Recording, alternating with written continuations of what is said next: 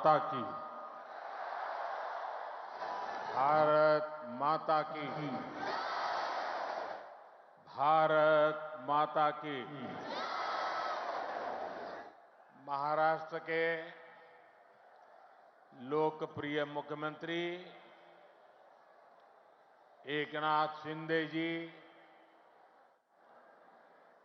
केंद्रीय मंत्रिमंडल के मेरे साथी अनुराग ठाकुर, भारती पवार, निशित प्रामाणिक, महाराष्ट्र के डिप्टी सीएम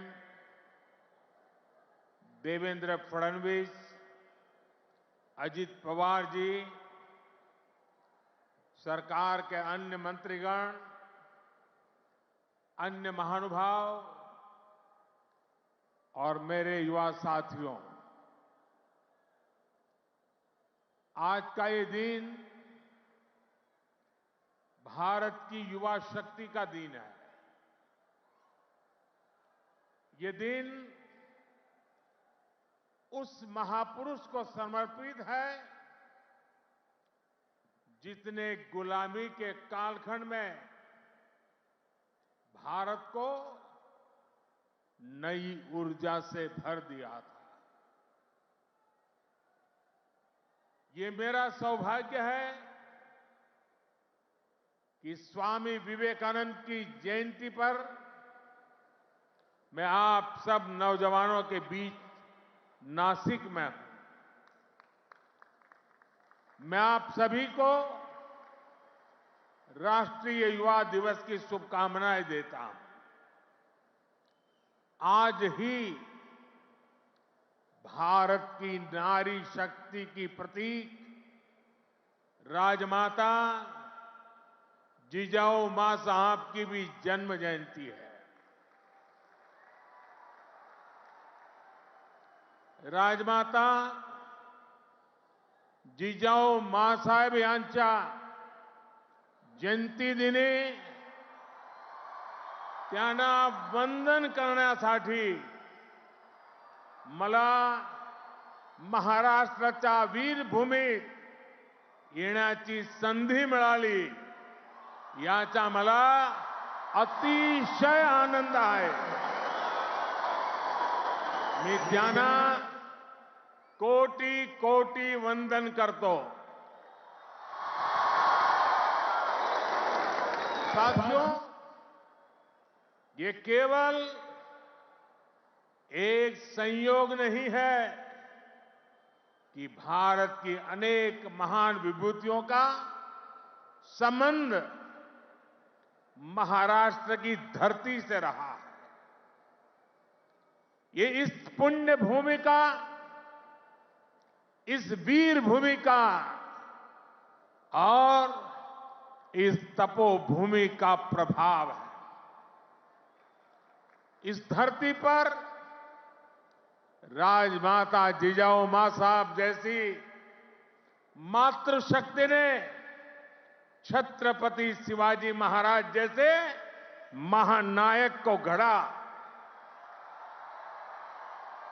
इसी धरती ने देवी अहल्याबाई होलकर, रमाबाई अंबेडकर जैसी महान नारियां हमें दी। इसी धरती ने लोकमान्य तिलक, वीर सावरकर, आनंद कन्हेरे, दादा साहब पोटनीस, चाफेकर बंधु जैसे अनेक सपूत हमें दिए।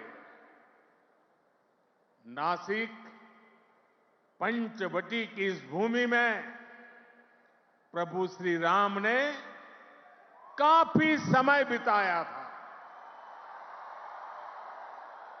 मैं आज इस भूमि को भी नमन करता हूं, श्रद्धापूर्वक प्रणाम करता हूं। मैंने आह्वान किया था कि जनवरी तक हम सभी 22 जनवरी तक हम सभी देश के तीर्थ स्थानों की, मंदिरों की साफ सफाई करें स्वच्छता का अभियान चलाएं। आज मुझे कालाराम मंदिर में दर्शन करने का, मंदिर परिसर में सफाई करने का सौभाग्य मिला है। मैं देशवासियों से फिर अपना आग्रह दोहराऊंगा कि राम मंदिर में प्राण प्रतिष्ठा के पावन अवसर के निमित्त देश के सभी मंदिरों में, सभी तीर्थ क्षेत्रों में स्वच्छता अभियान चलाएं, अपना श्रमदान करें।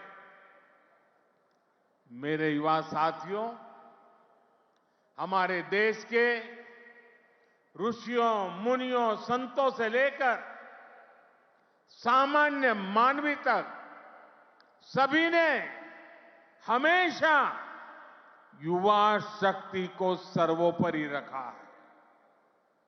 श्री अरविंदो कहते थे कि अगर भारत को अपने लक्ष्य पूरे करने हैं तो भारत के युवाओं को एक स्वतंत्र सोच के साथ आगे बढ़ना होगा। स्वामी विवेकानंद जी भी कहते थे, भारत की उम्मीदें भारत के युवाओं के चरित्र, उनकी प्रतिबद्धता पर टिकी है, उनकी बौद्धिकता पर टिकी है। श्री अरविंदो स्वामी विवेकानंद का ये मार्गदर्शन आज 2024 में भारत के युवा के लिए बहुत बड़ी प्रेरणा है। आज भारत दुनिया की टॉप 5 इकोनॉमी में आया है।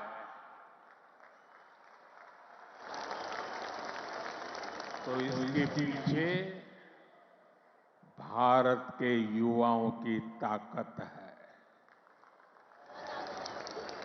आज भारत दुनिया के टॉप 3 स्टार्टअप इकोसिस्टम में आया है, तो इसके पीछे भारत के युवाओं की ताकत है।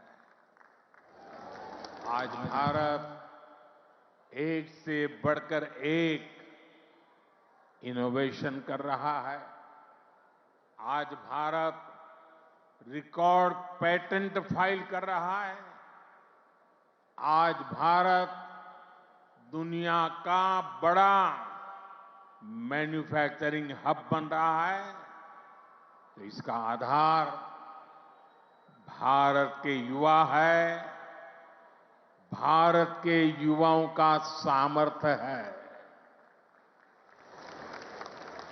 साथियों, समय हर किसी को अपने जीवन काल में एक सुनहरा मौका जरूर देता है। भारत के युवाओं के लिए समय का वो सुनहरा मौका अभी है। अमृत काल का ये कालखंड है। आज आपके पास मौका है इतिहास बनाने का, इतिहास में अपना नाम दर्ज कराने का। आप याद करिए, आज भी हम सर एम विश्वेश्वरैया की याद में इंजीनियर्स डे मनाते हैं। उन्होंने 19वीं और 12वीं शताब्दी में अपना जो इंजीनियरिंग कौशल दिखाया, उसका आज भी मुकाबला मुश्किल है। आज भी हम मेजर ध्यानचंद को याद करते हैं। उन्होंने हॉकी की स्टिक से जो जादू दिखाया, वो आज तक लोग भूल नहीं पाए हैं। आज भी हम भगत सिंह, चंद्रशेखर आजाद, बटुकेश्वर दत्त जैसे अनगिनत क्रांतिकारियों को याद करते हैं। उन्होंने अपने पराक्रम से अंग्रेजों को पस्त करके रख दिया था। आज हम महाराष्ट्र की वीर भूमि पर हैं। आज भी हम सभी महात्मा फुले, सावित्रीबाई फुले को इसलिए याद कर रहे हैं क्योंकि उन्होंने शिक्षा को सामाजिक सशक्तिकरण का एक माध्यम बनाया। आजादी के पहले के कालखंड में ऐसे सभी महान व्यक्तित्वों ने देश के लिए काम किया। वो जिए तो देश के लिए, वो जूझे तो देश के लिए, उन्होंने सपने संजोए तो देश के लिए, उन्होंने संकल्प किए तो देश के लिए, और उन्होंने देश को नई दिशा दिखाई। अब अमृत काल के इस कालखंड में आज वो दायित्व आप सभी मेरे युवा साथियों के कंधों पर है। अब आपको अमृत काल में भारत को एक नई ऊंचाई पर ले जाना है। आप ऐसा काम करिए कि अगली शताब्दी में उस वक्त की पीढ़ी आपको याद करे, आपके पराक्रम को याद करे। आप अपने नाम को भारत और पूरी दुनिया में, दुनिया के इतिहास में स्वर्ण अक्षरों में लिख सकते हैं। इसलिए मैं आपको 21वीं सदी के भारत की सबसे सौभाग्यशाली पीढ़ी मानता हूं। मैं जानता हूं आप ये कर सकते हैं। भारत के युवा ये लक्ष्य हासिल कर सकते हैं। मेरा सबसे ज्यादा भरोसा आप सभी पर है, भारत के युवाओं पर है। मैं मेरा युवा भारत संगठन से जिस तेजी के साथ देश के कोने कोने में युवा जुड़ रहे हैं, उससे भी बहुत उत्साहित हूं। मेरा युवा भारत, माय भारत संगठन की स्थापना के बाद ये पहला युवा दिवस है। अभी संगठन को बने 75 दिन भी पूरे नहीं हुए हैं और 1 करोड़ 10 लाख के आसपास युवा इसमें अपना नाम रजिस्टर करा चुके हैं। मुझे विश्वास है आपका सामर्थ्य, आपका सेवा भाव देश को, समाज को नई ऊंचाई पर ले जाएगा। आपका प्रयास, आपका परिश्रम युवा भारत की शक्ति का पूरी दुनिया में परचम लहराएगा। मैं माय भारत संगठन में रजिस्टर कराने वाले सभी युवाओं का आज विशेष अभिनंदन करता हूं। और मैं देख रहा हूं माय भारत में रजिस्ट्रेशन में हमारे युवा और हमारी युवतियां दोनों के बीच में कंपटीशन चलती है, कौन ज्यादा रजिस्ट्री करवाए। कभी युवक आगे निकल जाते हैं, कभी युवतियां आगे निकल जाती हैं। बड़ी जोरों की स्पर्धा चल रही है। साथियों, हमारी सरकार को अब 10 साल हो रहे हैं। इन 10 वर्षों में हमने पूरा प्रयास किया है कि युवाओं को खुला आसमान दें, युवाओं के सामने आने वाली हर रुकावट को दूर करें। आज चाहे शिक्षा हो, रोजगार हो, एंटरप्रेन्योरशिप या इमर्जिंग सेक्टर्स हो, स्टार्टअप्स हो, स्किल्स या स्पोर्ट्स हो, देश के युवाओं को सपोर्ट करने के लिए हर क्षेत्र में एक आधुनिक, डायनेमिक इकोसिस्टम तैयार हो रहा है। आपको 21वीं सदी की आधुनिक शिक्षा देने के लिए नई राष्ट्रीय शिक्षा नीति लागू की गई है। युवाओं के लिए अब देश में आधुनिक स्किलिंग इकोसिस्टम भी तैयार हो रहा है। हाथ के हुनर से कमाल करने वाले नौजवानों की मदद के लिए पीएम विश्वकर्मा योजना शुरू की गई है। पीएम कौशल विकास योजना की मदद से करोड़ों युवाओं को स्किल से जोड़ा गया है। देश में नए आईआईटी, नए एनआईटी लगातार खुलते जा रहे हैं। आज पूरी दुनिया भारत को एक स्किल्ड फोर्स के रूप में देख रही है। विदेश में हमारे युवा अपना कौशल दिखाया पाए, इसके लिए सरकार विदेश जाने वाले युवाओं को ट्रेनिंग भी दे रही है।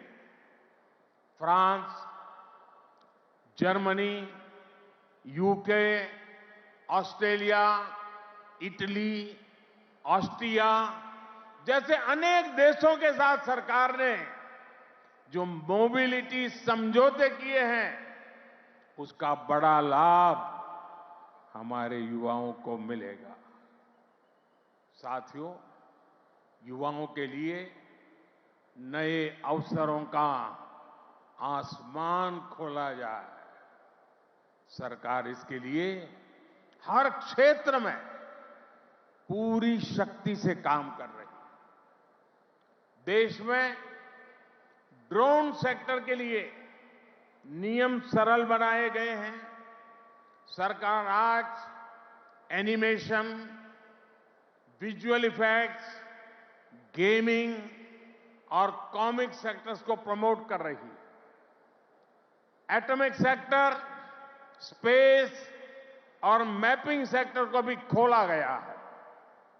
आज हर क्षेत्र में पिछली सरकारों से 2 गुनी, 3 गुनी रफ्तार से काम किया जा रहा है।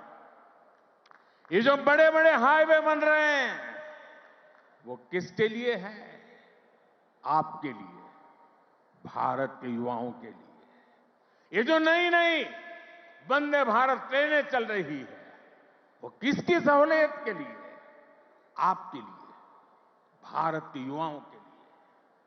हमारे लोग विदेश जाते थे, वहां के पोर्ट, वहां के एयरपोर्ट देखकर सोचते थे कि भारत में ऐसा कब होगा। आज भारत के एयरपोर्ट्स दुनिया के बड़े से बड़े एयरपोर्ट का मुकाबला कर रहे हैं।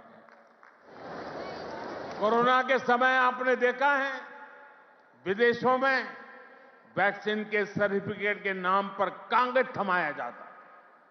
ये भारत है जिसने हर भारतवासी को वैक्सीन लगाने के बाद डिजिटल सर्टिफिकेट दिया। आज दुनिया के कितने ही बड़े देश हैं जहां पर लोग मोबाइल डेटा इस्तेमाल करने से पहले 100 बार सोचते हैं। वहीं आप भारत के युवा हैं जो इतना सस्ता मोबाइल डेटा इस्तेमाल कर रहे हैं कि दुनिया के लोगों के लिए अजूबा है, कल्पना से परे है। साथियों, आज देश का मिजाज भी युवा है और देश का अंदाज भी युवा है। और जो युवा होता है वो पीछे नहीं छोड़ता, पीछे नहीं चलता, वो स्वयं लीड करता है। इसलिए आज टेक्नोलॉजी की फील्ड में भी भारत फ्रंट से लीड कर रहा है। चंद्रयान और आदित्य L1 उसकी सफलता हमारी आंखों के सामने है। Made in India INS Vikrant जब समंदर की लहरों से टकराता है तो हम सभी का सीना चौड़ा हो जाता है। जब लाल किले से मेड इन इंडिया तोप गरजती है तो देश में एक नई चेतना जग जाती है। जब भारत में बना फाइटर प्लेन तेजस आसमान की ऊंचाई नापता है तो हम गर्व से भर जाते हैं। आज भारत में बड़े बड़े मॉल से लेकर छोटी छोटी दुकान तक हर तरफ UPI का इस्तेमाल हो रहा है और दुनिया हैरान है। अमृतकाल का आरंभ गौरव से भरा हुआ है। अब आप युवाओं को इस अमृतकाल में इससे भी आगे लेकर जाना है, विकसित राष्ट्र बनाना है। साथियों, आपके लिए ये समय सपनों को विस्तार देने का समय है। अब हमें केवल समस्याओं के समाधान नहीं खोजने हैं, हमें केवल चुनौतियों पर विजय नहीं पानी है, हमें खुद अपने लिए नए चैलेंजेस तय करने होंगे। हमने 5 ट्रिलियन इकोनॉमी का लक्ष्य सामने रखा है। हमें दुनिया की तीसरी सबसे बड़ी अर्थव्यवस्था बनना है। हमें आत्मनिर्भर भारत अभियान के सपने को सिद्धि देनी है। हमें सर्विसेज और IT सेक्टर की तरह भारत को विश्व का मैन्युफैक्चरिंग हब भी बनाना है। इन आकांक्षाओं के साथ साथ भविष्य के प्रति हमारी जिम्मेदारियां भी है। जलवायु परिवर्तन की चुनौती हो, प्राकृतिक खेती को बढ़ावा देना हो, हमें लक्ष्य बनाकर तय समय में इन्हें प्राप्त करना है।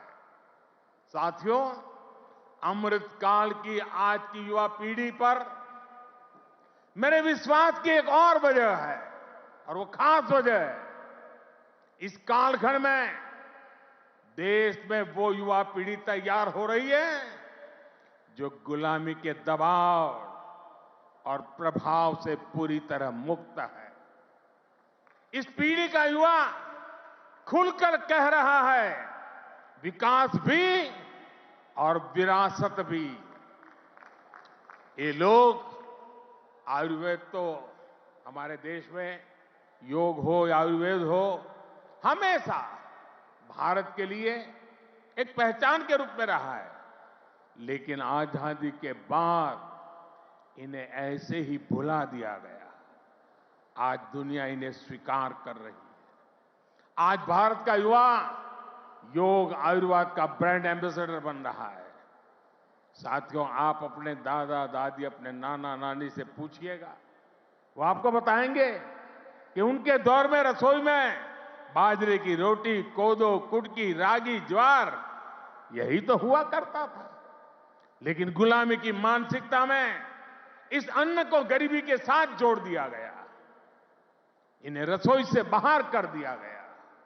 आज यही अन्न मिलेट्स के रूप में, सुपर फूड के रूप में वापस रसोई में पहुंच रहे हैं। सरकार ने इन मिलेट्स को, मोटे अनाज को श्री अन्न की नई पहचान दी है। अब आपको इन श्री अन्न का ब्रांड एम्बेसडर बनना है। श्री अन्न से आपकी सेहत भी सुधरेगी और देश के छोटे किसानों का भी भला होगा। साथियों, आखिर में एक बात राजनीति के माध्यम से देश की सेवा की भी करूंगा। मैं जब भी ग्लोबल लीडर्स या इनोवेटर से मिलता हूं तो इनमें मुझे एक अद्भुत आशा दिखती है। इस आशा की, इस आकांक्षा की एक वजह है डेमोक्रेसी, लोकतंत्र। भारत मदर ऑफ डेमोक्रेसी है, लोकतंत्र की जननी है। लोकतंत्र में युवाओं की भागीदारी जितनी अधिक होगी, राष्ट्र का भविष्य उतना ही बेहतर होगा। इस भागीदारी के कई तरीके हैं। अगर आप सक्रिय राजनीति में आते हैं तो आप परिवारवाद की राजनीति के प्रभाव को उतना ही कम करेंगे। आप जानते हैं कि परिवारवाद की राजनीति ने देश का कितना नुकसान किया है। लोकतंत्र में भागीदारी का एक और महत्वपूर्ण तरीका है कि आप अपनी राय वोट के जरिए जाहिर करें। आप में से बहुत से लोग ऐसे होंगे जो इस बार जीवन में पहली बार वोट डालेंगे। फर्स्ट टाइम वोटर्स हमारे लोकतंत्र में नई ऊर्जा और शक्ति ला सकते हैं। इसलिए वोट करने के लिए आपका नाम लिस्ट में आए, इसके लिए जल्दी से जल्दी सारी प्रक्रिया पूरी कर लीजिए। आपके पॉलिटिकल व्यूज से ज्यादा जरूरी है कि आप देश के भविष्य के लिए अपना वोट डालते हैं, अपनी भागीदारी कराते हैं। साथियों, अगले 25 वर्षों का ये अमृतकाल आपके लिए कर्तव्य काल भी है। जब आप अपने कर्तव्यों को सर्वोपरि रखेंगे तो समाज भी आगे बढ़ेगा, देश भी आगे बढ़ेगा। इसलिए आपको कुछ सूत्र याद रखने होंगे। जितना हो सके आप लोकल को, स्थानीय प्रोडक्ट को प्रमोट करिए। मेड इन इंडिया प्रोडक्ट का ही इस्तेमाल करिए। किसी भी तरह की ड्रग्स और नशे की लत से बिल्कुल दूर रहिए। इन्हें अपने जीवन से दूर रखिए। और माताओं, बहनों, बेटियों के नाम अपशब्दों का, गालियों का इस्तेमाल करने का जो चलन है, उसके खिलाफ आवाज उठाइए, इसे बंद करवाइए।